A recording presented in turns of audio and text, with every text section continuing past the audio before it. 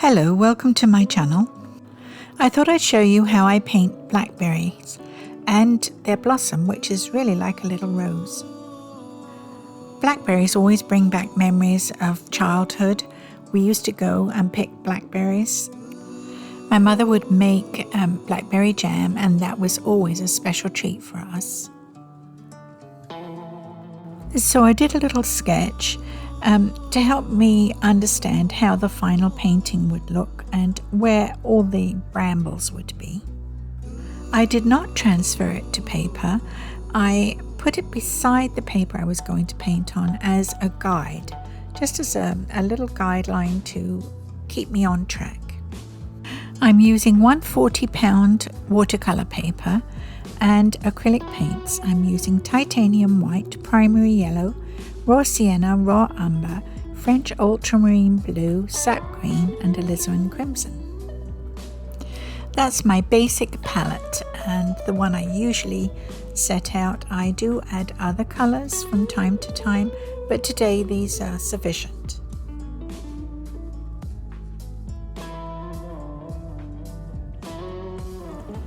The first thing I did, using French ultramarine blue, primary yellow and titanium white, was paint a background. I won't go into that because if you've watched any of my other videos, you must have seen me paint backgrounds many times. I just wanted a soft background. I used my brush to pull in a few leaves, sort of leaves, not really very defined leaves, to give me a sort of background that a bramble would sit in. I'm thinking of this as a sunny day and the sunshine shining through the bramble leaves, and I'm going to set the berries on top of that background. Using a liner brush and raw sienna, straight raw sienna, I'm going to draw in the stem or branch, whatever you want to call it. I'm copying the sketch that I have beside the picture. Not exactly, but near enough. I've worked out how I want this to look on in my sketch, and I'm sticking to that because it makes it easier to show you what I'm doing.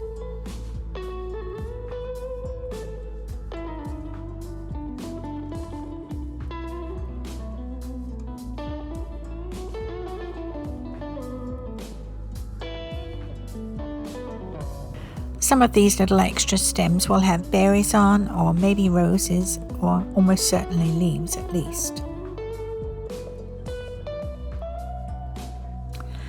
I'm going to put in the base of the flowers. I think of them as roses. They are like a little wild rose, a miniature wild rose.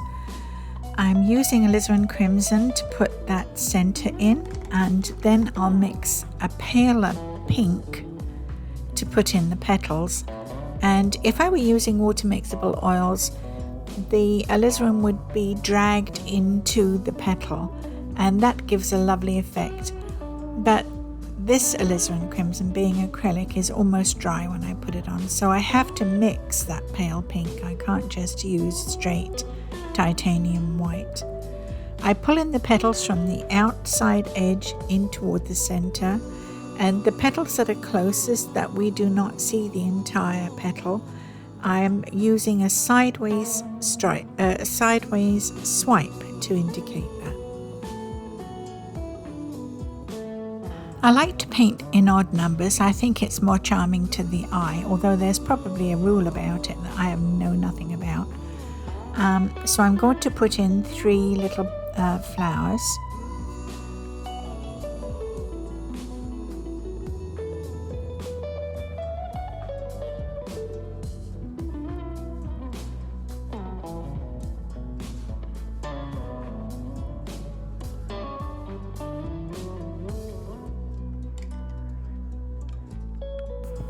Using the primary yellow, the sap green with a touch of ultramarine blue and some titanium white, I'm mixing a mid-tone green.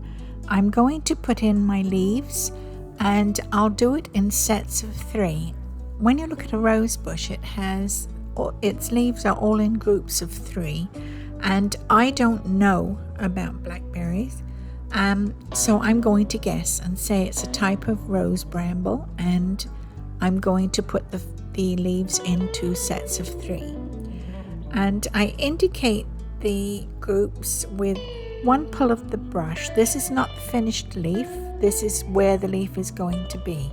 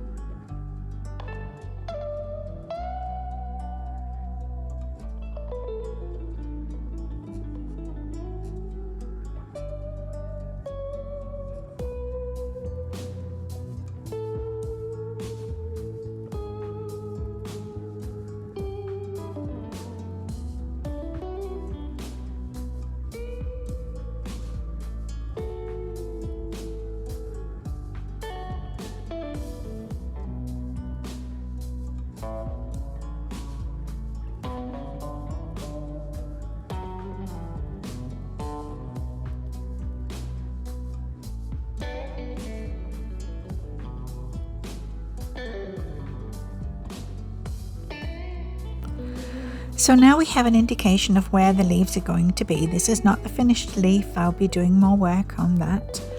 But next I'm going to show you how I paint the bramble with a Q-tip.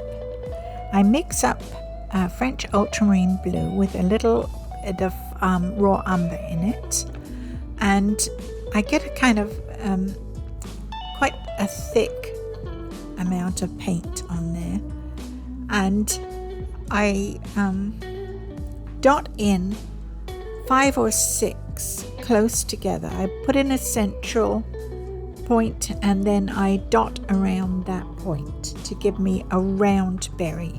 They're quite round, aren't they, blackberries? And I'll occasionally put in an alizarin crimson or 2, because sometimes you get partially ripe berries. Don't worry if they get a little raggedy around the edges. You can go over and over them, and they still come out looking like luscious round blackberries.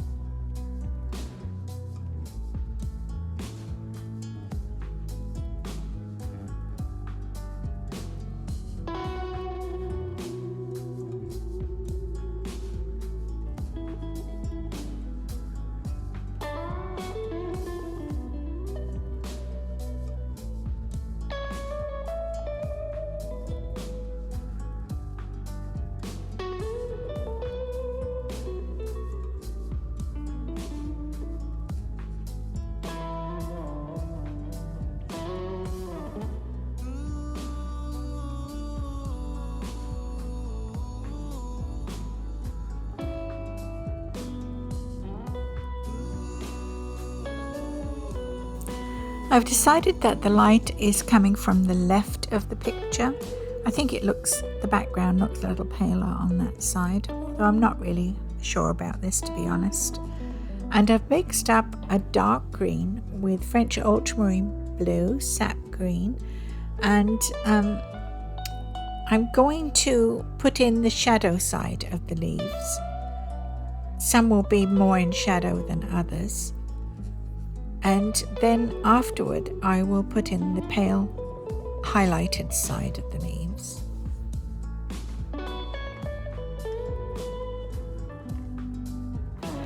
I like to use flat brushes to do my leaves and petals as well. I'm using a 1/2 inch flat here. It might be slightly less than 1/2 inch. And I pull the shape in from the outer edge in toward the center vein of the leaf. I let the brush do the work.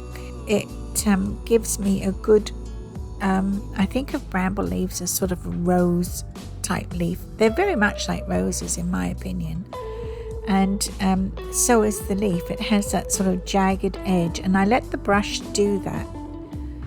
The brush does all the work.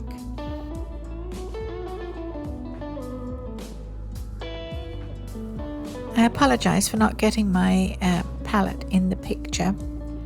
I'm mixing a pale green, adding titanium white to the mixture that's already there, and this is my highlight. Sometimes I go very pale on the very tips, depends how much light I have in the background. And in this one, I don't have a very well lit background, I don't think. So this is probably it for highlight. I don't highlight every single leaf, just the ones I think will be caught by the sunlight. I'm using a liner brush and some alizarin crimson, and I'm going to add that to the stems. I like to add it to the stems. It adds dimension. It also makes them pop a little bit more. It gives them a bit more life. It sort of strengthens the picture somehow.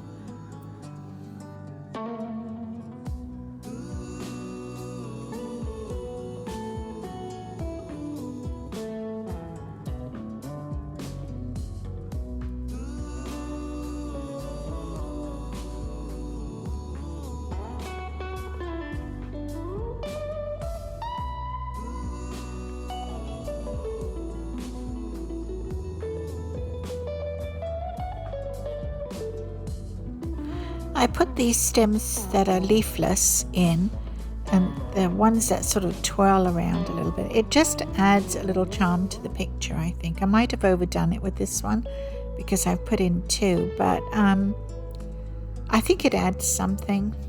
And you do get that, don't you, in bushes? You get some twiggy bits that just sit there with no leaves, no berries, no flowers. They're all on their own. I think we need to show those. Correcting mistakes in acrylics is very easy. I'm using a damp cotton bud just to wipe off the bits that I don't like. And you can do that or let it dry and paint over it. This is the easiest thing to do in this particular case. And sometimes I will use a damp brush to go over things that I've just immediately painted, because it takes a little while for that paint to cure, and so you've got some leeway in getting rid of mistakes. I'm putting straight titanium white to put a highlight on some of the petals. As I said, if you're painting with oils or with water mixable oils, the paint underneath would not be dry, and you would be pulling that colour into the petal, which makes it look very natural actually. I do love to paint with water mixable oils, but this works and it just adds that tiny touch of highlight to the painting. I feel the alizarin crimson wasn't enough on the stems to make them look round, so I'm adding raw umber, and I'm using a rigger or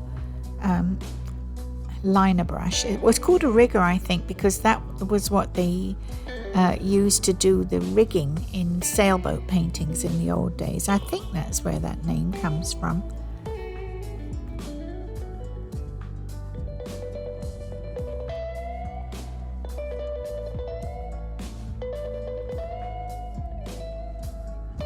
We can see the underneath part of this flower, so I'm putting sepals in there. I'm using the mid-tone green. I don't think I need to do anything else to it. It's just a suggestion of sepals. You don't I think there will probably be 5, but you don't have to put all 5 in. You can just like put a couple of strokes just to indicate that they're there. I'm using a fresh Q-tip and I'm going to put a highlight on the berries. I'm pulling off most of the cotton because I don't want it to be too big of a highlight. So I'm almost down to the bare stick here. I put the stick into the paint and then dab it off a bit because I don't want too much paint on there. I don't want to make a huge blob. I'm just trying to make a tiny highlight onto each little bubble of the berry because they're made up of so many of these little bubbles, aren't they? Little bud things. Adding this tiny highlight really brings the berries to life, I feel.